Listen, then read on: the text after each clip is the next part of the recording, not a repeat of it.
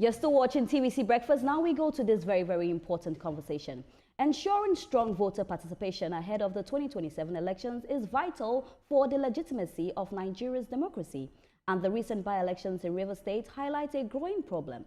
The low turnout recorded in the just concluded by-elections, despite peaceful and well-organized polls, show that the challenge is no longer just logistics or security, but declining public trust and motivation.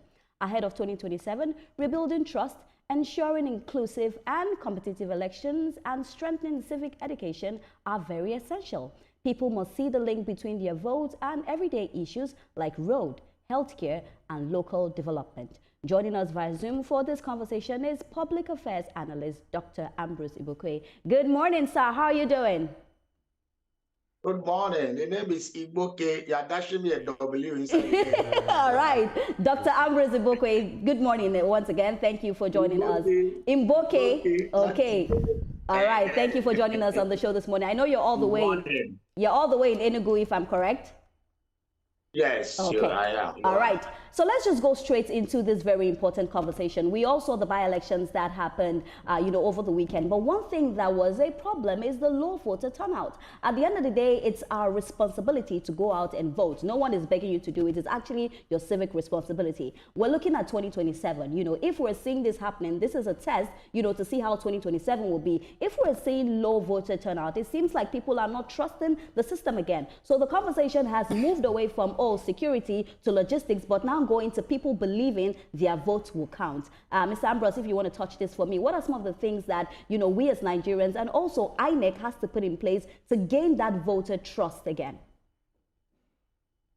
I think the citizens are reacting to some systems failure or to what I can call loss of faith in the integrity of the system. Let's go back to 1999 when we came out en masse to vote because people were very ecstatic about this transition from military to a democratic government. Nigerians were all out to vote. The same thing happened in 2003, which was the first test of an election that was conducted by the democratic institutions. The election that saw the transition was done by the military, basically. But the first test was done in 2023, and we saw how that went. There was a lot of violence, ballot snatching. The process was practically manual. Then we came to 2027, we saw all kinds of shenanigans. So after, 2007, and after that 2007, we can see a voter apathy entered where because of restriction of movement during the election, we saw people, instead of going to vote, playing football on the streets. And then, people just do all kinds of activities at home and not going to vote. But when the card reader was introduced, I think in 2011 election, there was some glimmer of hope because you have moved it. Before then, your voter card could be laminated in any business center. There was no digital validation in any way. So we saw all kinds of, inflated voter register, not matching people that voted. But card reader tried to solve some of those problems. And then some kind of faith was restored. And that was what led to the successful election of 2015, where an incumbent was displaced and, accepted defeat. Something happened again along the line, especially in 2023 election, where we're supposed to have upscaled the gains we made from the card reader to beavers and then to uploading the results online real time, where the INEC chairman on many occasions told Nigerians that they're going to do it online real time. And even when they were asking him, even a few days to the election, will you do this? He said yes, only for it not to be done for one of the elections. Before that, the all-cycle elections, it was tested and it was trusted. So after that 2023, especially for the young people, especially for those young people who felt that technology would make and show some kind of transparency, some of them were disappointed when there was complaint of not being able to upload online real time. And then when it came to 2026 Electoral Act again, The issue of incident form and some other things also came up. So for a lot of people, they felt that, well, a lot of people, I'm a journalist, so sometimes I also interface with people, and there was, well, since our votes don't count, we won't do that. It's not only about the elections, it's also about the court system. We saw what happened in Imo State. How the Ihedo won the election, and somebody who came fourth in the island list was told to be the winner. So some of these things that happened even in the courts and in the election tribunals and all those systems sometimes just are overwhelming for the citizens. And sometimes you say, why should I even bother? But I don't think the citizens should go down to that line of despondency. Just as you rightly said, it's a civic responsibility. If we stay out of voting, then who will do the voting? Yeah. So I think it is left for INEC now to see what between now and the 2027 election is full 1 year. So it is time to get down to work. That explains some part of the voter apathy. Let's bring back integrity and transparency into the voting let me system. ask you this now, Mr. Bokwe. Mr. Bokwe, let me ask you this now, because I see what you're saying, and I can trace your traction. But if the issue is about the presidential election, because that's where we had a little bit of that glitch as to transmission of result. The presidential election, we didn't have any problem with the governors, the Senate, and the reps, as the case may be. But look at where the matter really is now. Is it about a voter apathy for the presidential election? Look at it, the APC now. We had quite a number of different political parties win across the state. But now everybody seems to have swept themselves into the APC. Are voters wary of one-party system movement of people or of electioneering itself? Because at the end of the day, the matter is that whatever you voted at your polling unit is what you get to see announced by INEC. Nobody has ever come out to say, we voted 10 here and we're seeing 15 here or something. That's not the case. So what do you think about this? Well, I want to dispute your last line.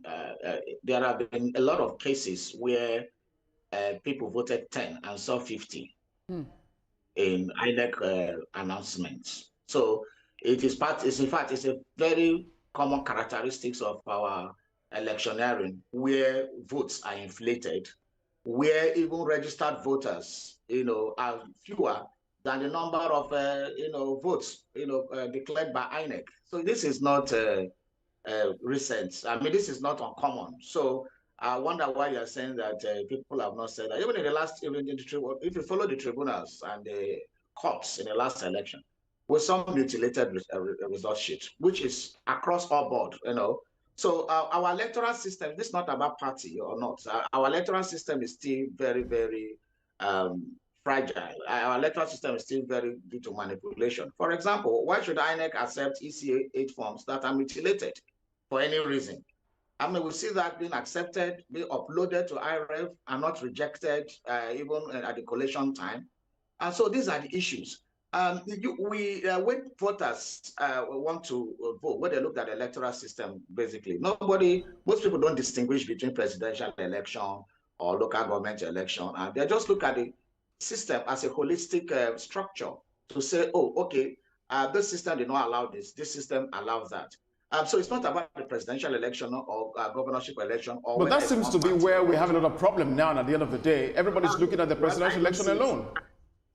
I don't see it from that perspective. Maybe that's your own perspective. But I see it as a holistic challenge because that is where the people that, for example, just before the president gave the accent to the Electoral Act last week, there have been agitations to say, okay, how do we navigate the issue of online real-time transmission? A lot of people hoped that that would have, assuaged the concerns of a lot of Nigerians. But when the National Assembly did not do that, again, just a few days to this election, the 3 days to the election, this act was passed. Also, this goes to show the structural, fragility of what we are doing, because this National Assembly had 2023 to start work on the electoral, bill. They didn't do it. 2024, it didn't do it. 2025, it didn't do it. Just as I was conducting 3 days to conduct election, even INEC has brought out his own timetable for 2027, and then they went to this. So this again throws up the challenge that people don't even have trust in the system, because any system that waited till the wee hours to do this, also, that leads it to all kinds of interpretation.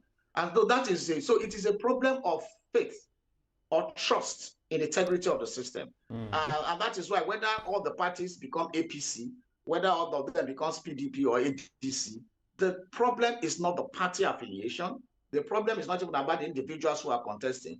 The problem is the citizens' trust and faith in the electoral system. And that is why we still have people complain, even when basically almost all the states are APC states now. Ambrose, how are you? Yes, Bjorn. Yeah, I'm fine, thanks. Yeah.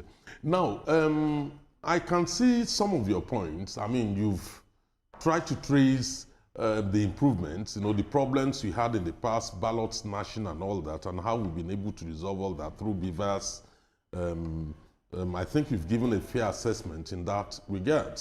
But you kept highlighting certain weaknesses or failure. For instance, the issue of from EC8A, mutilated from EC8A, which was accepted or allegedly by INEC in the past, and highlighting the issue of voters' trust.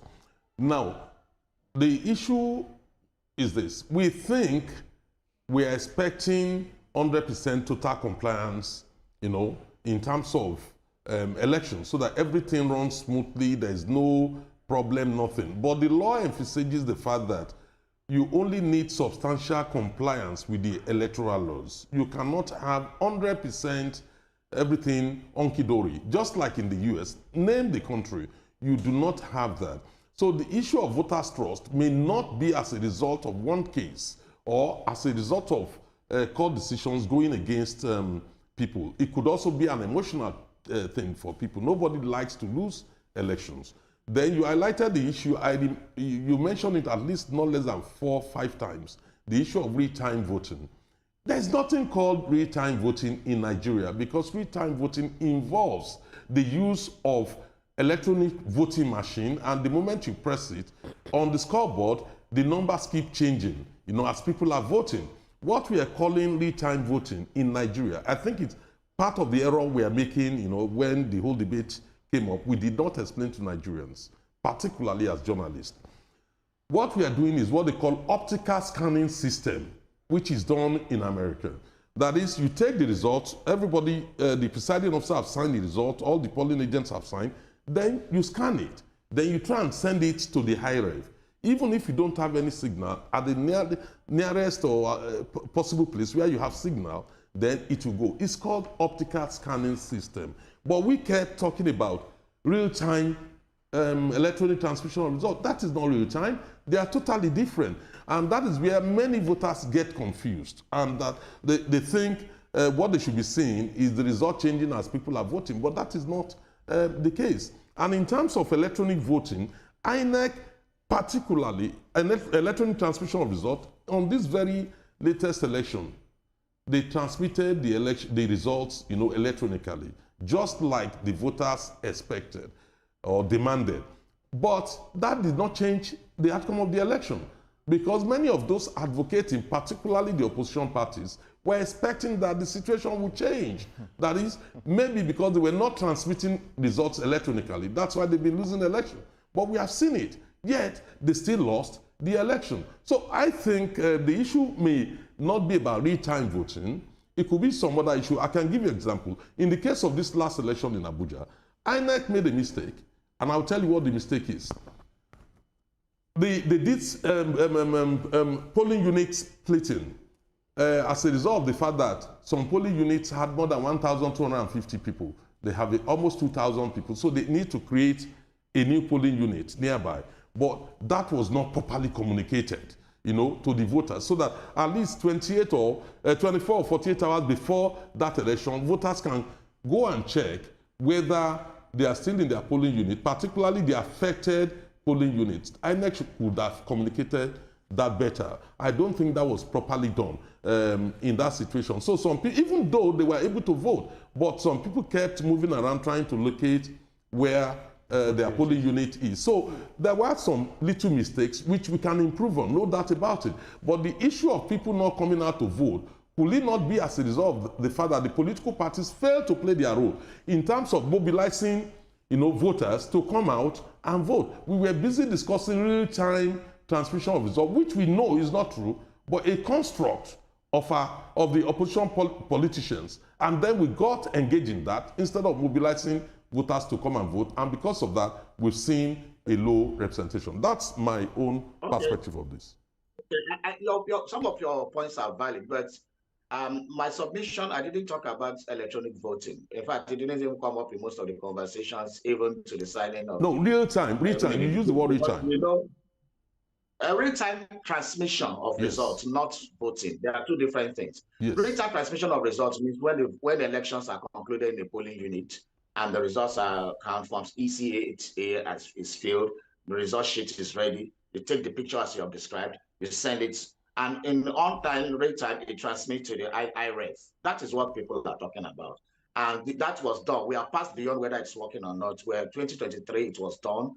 And why people started complaining about that, it was done in one election, it was not done in the presidential election. Now, that is integrity of the process. Now, let me take your mind back. That it is not even about what political parties doing their work or not. It's also about people having faith in the system. This encompasses the political parties, it encompasses the role of INEC, it encompasses the role of political actors, the role of our leaders, elected leaders. And also, I would think very significantly, the role of the judiciary. You see, I remember after the 2007 election, you remember very well how the ACN then was able to get back some of the states they lost. This current president then, Amesh Oshowaju Tinubu, played a very significant role then in making sure that the party got back a lot of states, Ekiti, Osho, a lot of them. What did they do? They deployed forensic investigation into some of the electoral materials and found out which one was fake and which one was real, and was upheld by the court. The court at that time was able to stand firm and say, because of the exhibits here and because of what we have seen, after subtracting the ones that are fake after the forensic analysis, a lot of the governors from the ACN state got the states back. And so people believed in that, even though people went to the Supreme Court. Some of them didn't even challenge it anymore because it was glaring. So I think when politicians lose in a fair and square game, they agree everywhere in the world, including Nigeria. And we have seen it play out a lot of times. But when you fail due to manipulations or perceived injustice, you don't agree to lose, even though you know you may be the weaker opponent. When you are the weaker opponent and you know you may not even win, but when it is fair and square, you go home and say, okay, you have tried. But when it is, even though you are the weaker person, I know you will lose, but you are not allowed to lose. Let me use the word in the military circle, where you are not allowed to lose gallantly. You start fighting the system. So it starts from the party. There's even a part you omitted, which is very critical. It even starts from the party primaries. The party primaries plays the crucial role because the political parties are the ones that give us the candidates, not the electorate, not the citizens. So it is everywhere in the world. It is a party that throws up candidates. I'm glad you highlighted the issue of internal party primaries. Now that the new Electoral Act is prescribing direct primaries, and if there is a consensus candidate, everybody, all the aspirants must sign that form. Now that we are eliminating indirect primaries, will that not promote civic participation? Because members on their own part, will now take ownership rather than some few money back, sitting somewhere and distributing money to delegates.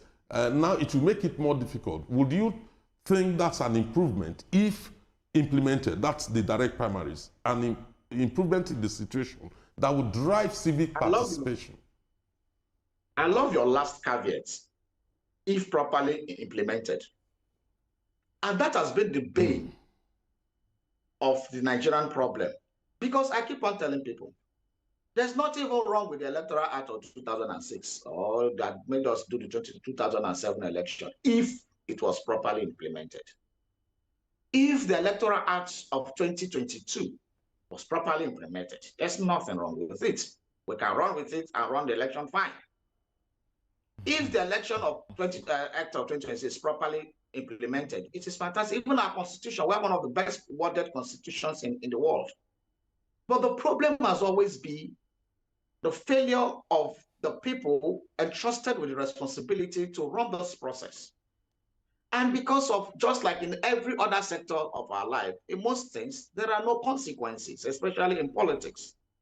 For example, how many people have been made example of in electoral malpractice, for example, over the years? Let's even take since 1999 that we came to the Fourth Republic. How many big fish have been political bigwigs, for example, have been jailed? How many of them, even the smaller ones, sometimes you say they get there, the next thing they are left off the hook. So my submission has always been over the years that the politician in America or in Europe is not better than the politician in Nigeria. That the difference.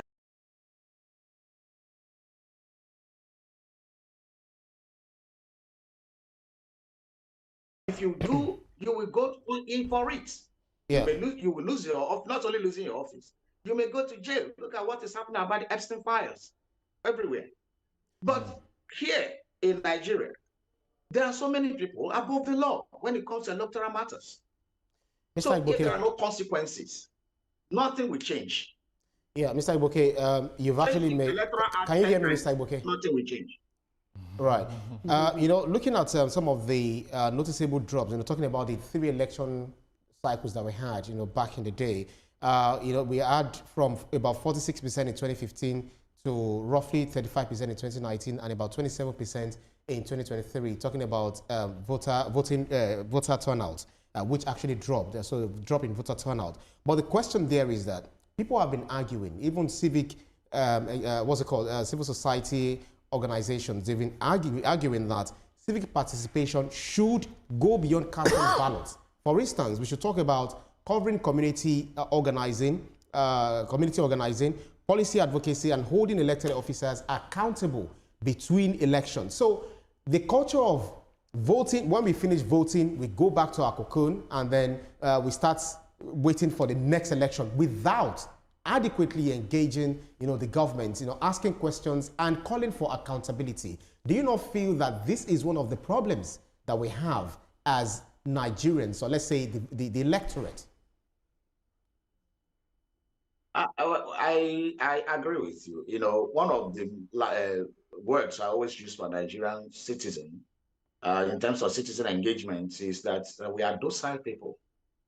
Docility plays a lot of role in our inactions. So, and this is because of we are in the cocoon of our primordial sentiments.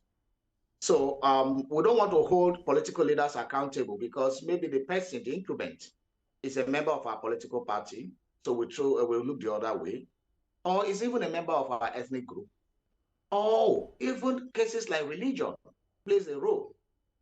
So you always have this kind of dichotomy between what the people feel it is, what people think is right, and what they think it is wrong, along these primordial sentimental lines.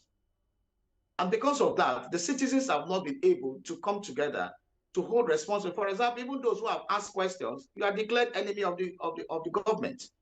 Some we will use simplified words like, "Oh, you are just jealous," for asking questions. And so these are the problems. The citizens themselves are not ready to hold the government accountable. So what they are ready for, if you see a citizen complaining about a particular government official, or even his governor or local government chairman, bring that citizen to have a meeting with the governor or the he will start requesting for how he wants to contract, how he wants to build a house, how he wants to pay his children's school fees, how he wants to do that. He will now tell the elected official that it was the best thing that happened after the creation of Agege bread. You know, so the double standards, the psychophancy, the dual, personality of Nigerians, where you complain about bad governance and when you have an opportunity to address it, become a psychopath. That has been playing in the system, in the political ecosystem, and that has been the bane of the problem. So today, Asiwaju is a Yoruba man, is the president. The next thing is, some people from other parts will say, he's not doing well. But when it was their turn, they did worse. Yeah. Now, the people from the West will say, he's our son. We need to protect him. The same way, when the Northerner is there, it comes. So we don't have collective national interest at heart.